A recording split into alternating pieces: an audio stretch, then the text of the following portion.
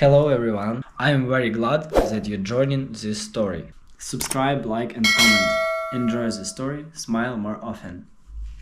The air inside the lawyer's office felt unnaturally still, the kind of heavy silence that pressed against my skin, making every breath feel slightly too loud, slightly too deliberate, slightly too aware.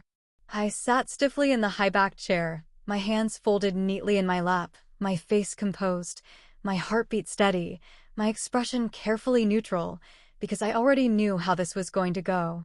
My father and I hadn't been close in years, and while grief lingered somewhere in the back of my mind, it was overshadowed by the knowledge that this moment wasn't about loss or family. It was about money, about control, about watching certain people act exactly the way I had always known they would. The room smelled like polished wood and expensive cologne, the kind of space designed to feel intimidating, but the only thing truly unbearable was Ryan. My cousin leaned back in his chair, his arms stretched out casually, his smirk wide, his entire body practically oozing self-satisfaction, like he had already won before the first word had even been spoken. He had always been that way, always arrogant, always assuming he was the smartest person in the room, always talking down to people, even when he had nothing to back up his condescension. So, he drawled, his voice carrying just enough smugness to make my jaw clench. "Let's get this over with, yeah? I already spent the money, so good luck." My head snapped toward him, my stomach twisting in disgust at the sheer audacity, at the way he said it without an ounce of hesitation, without even the slightest attempt to pretend he had any respect for the moment, for the people in the room, for the gravity of what was happening. The lawyer, a composed man in a dark gray suit with thin-rimmed glasses perched on the bridge of his nose, exhaled slowly, his expression unreadable, his movements practiced and professional as he opened a thick folder and carefully slid a smaller one across the table toward Ryan. "Actually," the lawyer said, his voice calm, measured, carrying just the faintest edge of something almost resembling amusement, "you may want to read this first." Ryan's smirk faltered, just barely, just enough for me to catch the first flicker of uncertainty behind his eyes. He hesitated, his fingers twitching for half a second before finally gripping the folder, his confidence cracking at the edges as he flipped open the cover and let his gaze drop to the first page. And then, just like that, his entire face changed. The arrogance drained out of him like water down a cracked drain, his smirk vanishing so fast it was almost comical, his skin paling, his throat bobbing as he swallowed thickly, his fingers tightening around the pages like he was holding onto something that was already slipping away. A slow, suffocating silence stretched between us, the weight of it thick and heavy, pressing into the room, into his chest, into whatever fragile ego he had wrapped himself in before stepping through that door. His mouth opened, then closed, then opened again, but no sound came out, just a quiet, uneven breath, just the unmistakable sound of a man realizing he had just made the biggest mistake of his life. And I sat there, my hands still folded in my lap, my face still neutral, my heartbeat still steady, watching as the moment he had been so sure he had won twisted into something he hadn't expected at all. The silence that followed was thick, heavy, almost suffocating, stretching longer than it should have, hanging over Ryan like a weight he suddenly realized he could no longer carry. I could see the exact moment the reality of the situation sank in, the moment his brain caught up with what his eyes were processing, the moment his confidence cracked wide open and left him exposed. His hands, which had been so steady before, were now trembling slightly as he gripped the pages tighter, his fingers digging into the crisp edges like he could physically hold the words together, like he could somehow stop them from spelling out his downfall. The smirk he had worn so arrogantly just minutes ago was completely gone. His breathing had changed too, the slow exhale of a man who had thought he had already won now replaced by short, uneven breaths, the kind that only came when someone realized they had walked straight into a trap of their own making. I didn't need to read the document to know what it said. I had already spent the last few nights memorizing every single word, every single clause, every single condition my father had put in place. Every single piece of legal protection he had wrapped around the inheritance to ensure that it wouldn't just fall into the hands of someone who didn't deserve it. Ryan had assumed the money was his from the second my father took his last breath, had walked into this office believing that he had been granted a fortune simply because he existed. But he had never considered, not even for a moment, that my father might have been smarter than he gave him credit for, that maybe the money came with strings attached, strings that Ryan had already set fire to before he even knew they were there. The will didn't leave him the money outright. It was contingent on responsible financial behavior. And spending it before the will was executed? That was breach of contract. He owed every single cent back immediately. I didn't have to look at him to know what he was thinking, didn't have to hear his panic thoughts to know that his brain was running through every possible loophole, every possible way out, every excuse, every legal argument, every potential lie he could spin to get himself out of the disaster he had walked right into. I watched as his lawyer, a woman who had started this meeting looking as smug as he had, slowly leaned forward, taking the papers from his shaking hands, her brows furrowing as she skimmed through them, her mouth pressing into a thin, tight line. The silence in the room shifted, became something darker, something heavier, something that reeked of pure, undeniable panic.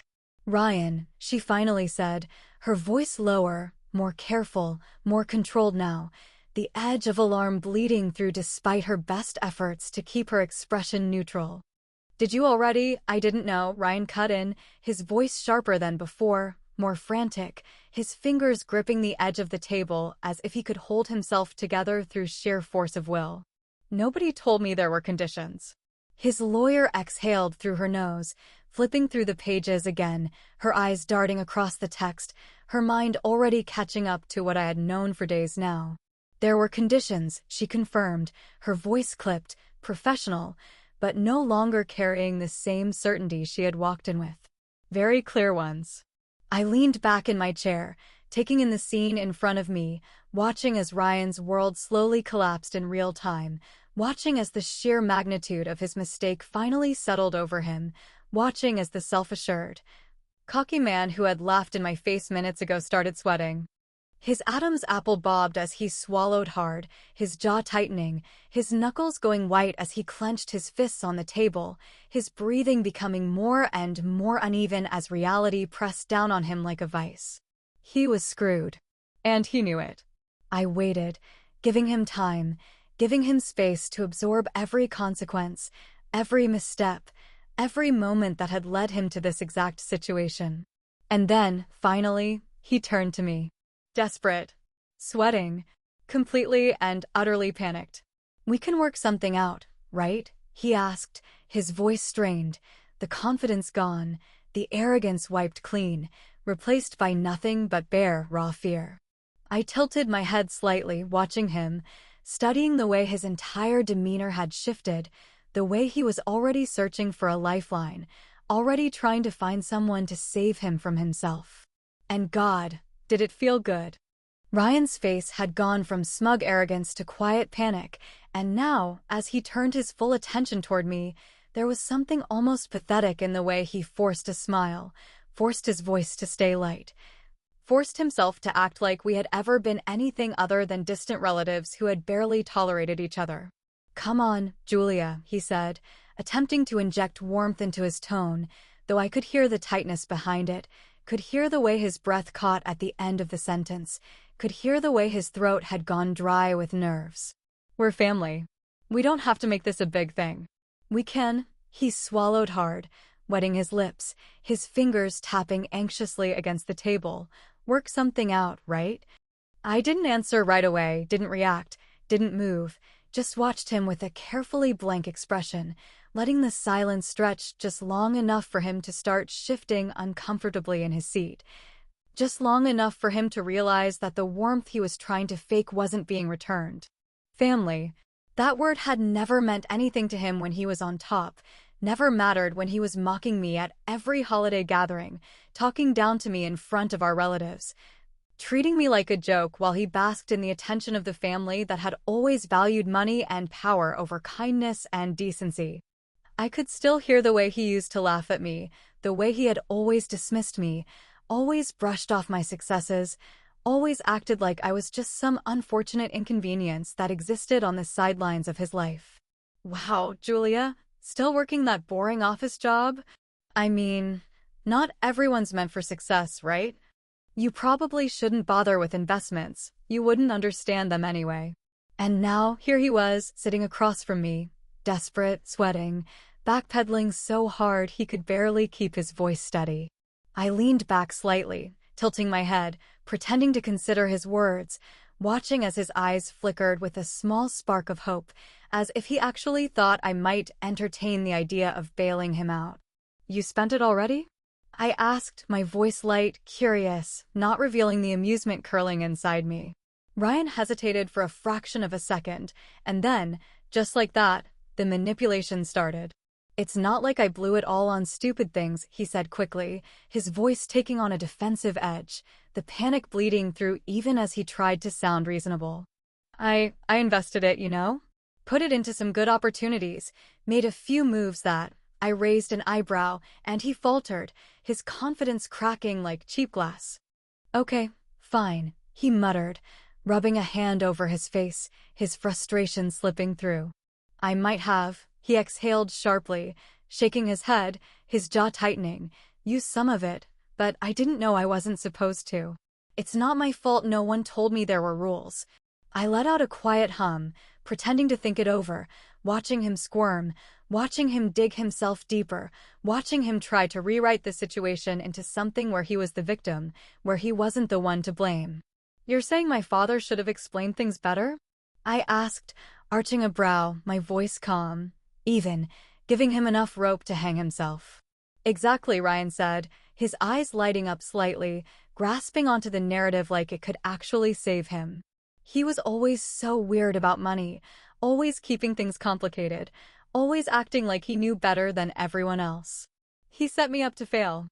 I watched him for a long moment, taking in the way he genuinely believed that if he just spun the story the right way, I would fold, I would soften, I would reach across the table and offer him a way out. And then, finally, I leaned forward, resting my elbows on the table, lowering my voice just enough to make sure every syllable hit with precision. "You're a grown man, Ryan," I said slowly, letting the words settle, letting him feel the weight of them pressing down on him.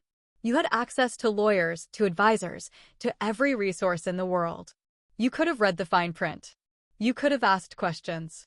You could have done literally anything other than assume you were entitled to a fortune just because you existed." His jaw clenched, his fingers twitching, his entire body going rigid as he realized I wasn't giving him an inch. I smiled, tilting my head slightly, watching as his breathing grew uneven, as his shoulders stiffened, as the last of his fragile composure started to slip. "You have to help me," he blurted out suddenly, the last shred of his pride crumbling right in front of me, the fake confidence gone, the arrogant smirk completely wiped from his face, the desperation finally breaking through like a dam bursting. I exhaled, slow and deliberate, leaning back in my chair, folding my arms across my chest, feeling something close to satisfaction curl inside me as I let the silence stretch once again, watching as Ryan started to realize that no one was going to save him this time. And then, finally, after letting him squirm just a little longer, I met his panicked gaze, smiled sweetly, and said the words I had been waiting to say for years. "I don't have to do anything." The last flicker of hope in his eyes extinguished like a dying flame. And God, did it feel good to watch. Ryan was unraveling, his desperation clawing its way out in every frantic breath, every nervous shift in his chair, every twitch of his fingers as he struggled to hold on to the last scraps of control he still believed he had. But the truth was, he had no control. Not anymore. Not over me. Not over the situation. Not over the fortune he had foolishly spent before he even understood the terms. He thought I was going to let him beg his way out of this. He thought if he looked pathetic enough, if he played the family card hard enough, if he made me feel like I was the villain for standing my ground, I would crack and offer him a way out. But he had forgotten something. I wasn't the girl he used to mock at family gatherings anymore. I wasn't the cousin he could dismiss with a smirk and a careless wave of his hand. I wasn't someone who could be bullied or manipulated into cleaning up his mess. I was the person who had waited years for this exact moment. So I smiled. I leaned forward, softened my expression, let my lips curve into something that almost looked kind, almost looked like I was giving in, almost looked like I was considering helping him. And just like that, he took the bait. His entire body sagged in relief, his shoulders dropping, his hands unclenching, his posture shifting just slightly as he convinced himself he had gotten through to me. I could see it in his eyes, the moment he allowed himself to believe that his silver tongue had done the trick, that Julia, the quiet, overlooked cousin, was still as weak as she had always been, still as easy to manipulate as before.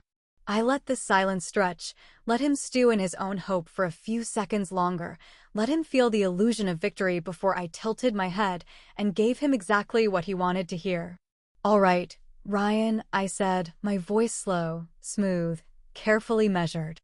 "I'll consider helping you." He exhaled sharply, nodding too fast, too eager, already assuming I had fully given in, already picturing his problem disappearing, already seeing himself walking away from this unscathed. But I wasn't finished. "There's just one condition," I continued, keeping my tone light, keeping my expression unreadable, keeping my eyes locked onto his so he would know I wasn't afraid of him anymore. "You have to admit everything. Publicly." His brows pulled together, the corners of his mouth twitching, the flicker of uncertainty flashing across his face for just a second before he forced it away. "What do you mean?" he asked, still trying to sound casual, still clinging to the last bit of arrogance he had left. I shrugged. "You tell the truth. You stand in front of the entire family and admit exactly what you did. That you spent money you didn't have, that you assumed you were entitled to something that was never yours, that you got yourself into this mess all on your own." He hesitated, and I watched him weigh the pros and cons in his head, watched the internal battle play out across his features, watched the pride and the panic war with each other as he tried to figure out which one was worth more. Then, just as I knew he would, he sighed and gave a tight nod. "Fine," he muttered. "If that's what it takes, I'll do it." And that was it. That was all I needed. Because Ryan had no idea that he had just walked straight into the biggest humiliation of his life. He thought this was going to be a private conversation, a quiet confession, a small moment of accountability before I swooped in and bailed him out. But what he didn't know was that I had already arranged a little family gathering. One where everyone would be watching. One where Ryan was about to destroy himself. I smirked, already picturing the look on his face when he realized what I had done, already feeling the satisfaction curl in my chest as I leaned back in my chair and met his gaze. "Great," I said, my voice light, amused, almost bored. "I'll see you there." And with that, I stood up, grabbed my bag, and walked out the door, leaving him sitting there, clueless to the storm that was about to hit. The banquet hall was filled with low murmurs, the clinking of glasses, and the quiet rustling of expensive suits and dresses as my extended family and a handful of my father's old business partners settled into their seats. The long mahogany table gleamed under the chandelier's soft golden glow, the pristine white tablecloths untouched, the carefully arranged plates and glasses reflecting the careful order I had set in motion. This wasn't a simple family meeting. This wasn't just about settling an inheritance dispute. This was a reckoning. I had spent the last few days making sure everyone important would be in attendance, not just our relatives, but the people Ryan had always desperately wanted to impress. My father's former business associates, a few of Ryan's own colleagues, and even the financial advisors who had once warned him about his reckless spending. If Ryan thought this was going to be some quiet little confession over coffee and pastries, he was in for the shock of his life. The doors swung open, and in walked Ryan, still wearing the remnants of that cocky smirk, his suit pressed, his posture straight, his expression one of forced casual confidence. He still thought he could talk his way out of this, still believed he had enough charm, enough manipulation, enough entitlement left to convince people to see him as a victim. He scanned the room, his gaze flickering across the familiar faces, but when he saw my father's business acquaintances seated at the far end of the table, his smirk wavered. For the first time, his posture tensed, his jaw clenched slightly, and I could practically see the wheels turning in his head as he tried to figure out why they were here, why I had invited them, why this was suddenly much bigger than he had anticipated. But it was too late to back out now. I smiled from my seat at the head of the table, gesturing to the chair across from me. "Ryan," I said smoothly, my tone polite but firm, a quiet command disguised as an invitation. "Why don't you take a seat?" He hesitated for only a second before forcing a chuckle, shaking his head slightly as if to dismiss whatever unease had just settled into his chest. "Of course," he said, flashing that same rehearsed grin he had used his entire life to get away with things. "Let's get this over with." I leaned back in my chair, giving him space, watching as he sat down, still holding onto whatever illusion of control he thought he had left. "Go ahead," I said, gesturing lightly. "Tell everyone what you told me." Ryan cleared his throat, straightened his shoulders, and launched into his act, spinning a story so carefully crafted that for a brief moment, I almost admired his commitment to the lie. He spoke of confusion, of misunderstandings, of fine print that hadn't been clear, of financial decisions that had been made in good faith, of mistakes that anyone could have made. He painted himself as the responsible heir who had been led astray by poor legal communication, as the man who had been tricked into believing his inheritance was his to use, as someone who had been wronged by the very system meant to protect him. And I let him talk. I let him dig himself deeper. I let him look around the room, meeting the sympathetic gazes of a few clueless relatives who still saw him as the charming, successful golden boy of the family. I let him feel the smallest flicker of hope as he convinced himself that his version of the story was landing exactly the way he wanted it to. And then, just as he started to relax, just as he thought he had won the room over, I struck. "That's a great story, Ryan," I said, my voice smooth, steady, dripping with something just sharp enough to make him pause. "But there's just one problem." He blinked, his lips parting slightly, his mind struggling to keep up. "What do you mean?" I reached into the folder beside me, pulled out the official documents from my father's lawyer, and set them down in front of me. I took my time, let the anticipation build, let Ryan watch as I slowly turned the first page, let the room quiet as people leaned in, sensing that something big was coming. And then, with deliberate ease, I spoke the words that shattered whatever fragile confidence he had left. "You're broke, Ryan." The words landed like a bomb. The room fell completely silent. "You spent money that wasn't yours to spend," I continued, flipping to the next page, tapping my finger lightly against the official contract. "You violated the conditions of the will, which means, legally, you owe every cent back. And you don't have it." Ryan's breath hitched, his entire body going rigid, his fingers twitching at his sides, his eyes darting across the room as the weight of my words slammed into him. Gasps spread through the table, whispers rising like smoke, people exchanging looks, some shaking their heads, some murmuring to each other, some simply staring at Ryan in stunned disbelief. I leaned forward, keeping my eyes locked on his, watching as he slowly, painfully, realized that he had no escape. "You didn't just screw yourself over," I added, my voice lower now, more deliberate. "You lost every ounce of credibility you had. These aren't just family members, Ryan. These are business contacts. Investors. People who trusted you. And now they all know the truth." I gestured toward the older men at the far end of the table, the ones who had once considered Ryan a promising young entrepreneur, the ones who had been fooled by his charm, the ones who would never trust him with a single dime after today. Ryan's breathing grew uneven, his hands tightening into fists, his entire body locking up as the finality of his situation pressed down on him. I stood up slowly, smoothing out the creases in my dress, walking around the table until I was standing right beside him, lowering my voice so only he could hear. "Good luck," I whispered, my lips barely moving, my tone light, almost amused. And then, without another word, I stepped away, leaving him there, sitting in the ruins of the life he had just destroyed.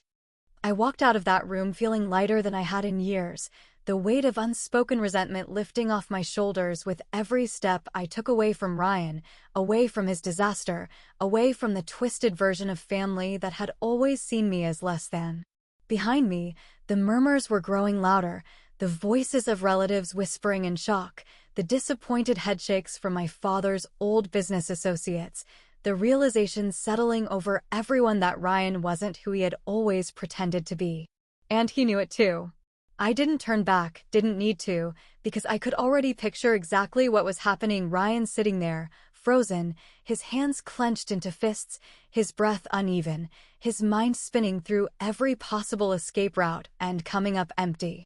He had spent his entire life walking through the world with the certainty of a man who had never faced real consequences, the confidence of someone who had always been protected by money, by family, by the illusion that nothing could ever truly touch him.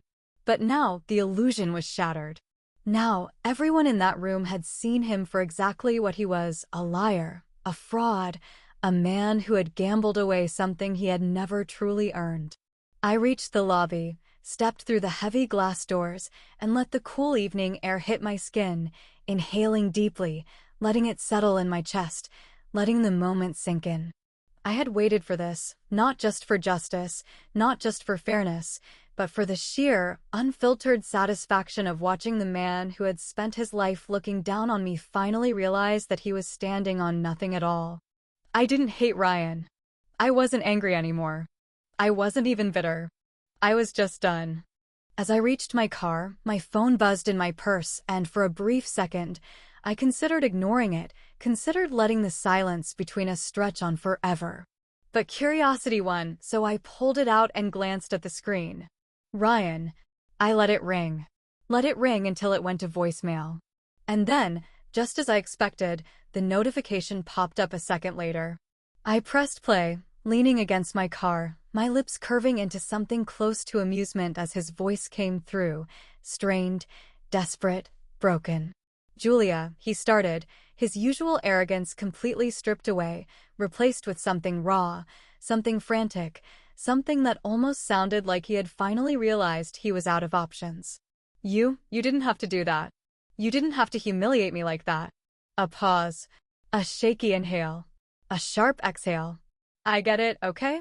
He continued, his voice tight, etched with frustration, but no longer dripping with the smug entitlement he had always worn like armor. I screwed up. But we can fix this. I can fix this. You can help me, Julia. You said you would. You said if I admitted everything. Another pause. Another breath. You said you'd consider helping me, he whispered, the words softer now, almost pleading. Please, Julia. I can't fix this alone. For a moment I just stood there, staring at the phone, listening to the silence that followed, the heavy emptiness of a man who had burned every bridge he had ever crossed and finally realized there was no way back. Then, without hesitation, I pressed delete. No response.